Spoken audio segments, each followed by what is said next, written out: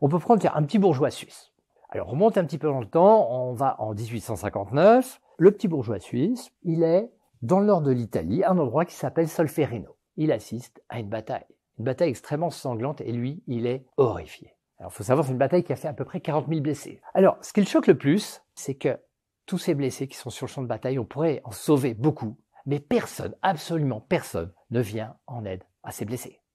Et c'est même pire que ça, parce que il va y avoir d'autres mouvements de troupes, il va y avoir d'autres charges, et ces blessés, ils vont être broyés par ces mouvements de troupes et ces charges. Normalement, ce qu'il aurait dû faire, ce petit bourgeois suisse, il aurait dû retourner à Genève, dans son club, et dénoncer la barbarie de la guerre. La barbarie de la guerre, c'est quelle sphère? Sphère de préoccupation. Au lieu de ça, il se dit, ok, et qu'est-ce que je peux faire là maintenant? Je suis citoyen suisse, je peux aller voir l'état-major d'un côté et dire, s'il vous plaît, donnez-nous 2 heures avec les villageois qui sont là, on voudrait juste retirer les blessés. S'il vous plaît, on voudrait juste retirer les blessés, on les met à l'abri, et après vous faites tout ce que vous voulez faire. On a compris que c'est très important ce que vous faites, surtout on ne veut pas déranger. Alors bien sûr, mais commandons, d'où sortez-vous? Sachez monsieur qu'il y a des traditions chez nous, des choses à respecter. Oui, je sais, on ne veut pas déranger, on voudrait juste mettre les blessés en sécurité. Et il obtient ces 2 heures, il met les blessés en sécurité, il sauve un paquet de monde.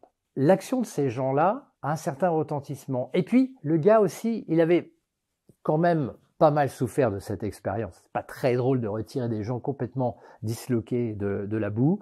Et pour se soulager, il a écrit. Il a fait un petit livre qui s'appelle Souvenirs de Solferino. Et le livre et le bouche à oreille de ce qu'ont fait ces gens-là arrive aux oreilles et sur le bureau du chef d'État le plus puissant de l'époque, Napoléon III, au sommet de sa gloire. Et Napoléon III, c'est un homme politique, alors il fait ce qui est bon pour son image. Il décide de recevoir ce gars-là, Henri Dunant. Et Henri Dunant, il lui dit, j'ai bien compris, ce que vous faites, c'est extrêmement important. Alors, juste si on pouvait mettre une toute petite règle, si on pouvait dire que sur un champ de bataille, quand je porte un petit signe distinctif, par exemple au bras, quand je porte ce petit signe distinctif, ça veut dire que je suis là que pour les blessés. Et comme je suis là que pour les blessés, la petite règle, c'est de dire qu'on me tire pas dessus. Alors le petit signe distinctif, surtout, il faut pas que ce soit le drapeau d'un pays. Donc on va prendre un drapeau qui n'existe pas. Qu'est-ce qu'on pourrait prendre? Tiens, le drapeau suisse, c'est une croix blanche sur fond rouge. Eh ben on va faire l'inverse du drapeau suisse. On va mettre une croix rouge sur fond blanc, dont vous connaissez la suite. Fondation de la Croix-Rouge internationale, signature de la première convention de Genève, et quand quelques années plus tard, le prix Nobel de la paix a été inventé, eh bien c'est Henri Dunant qui l'a reçu,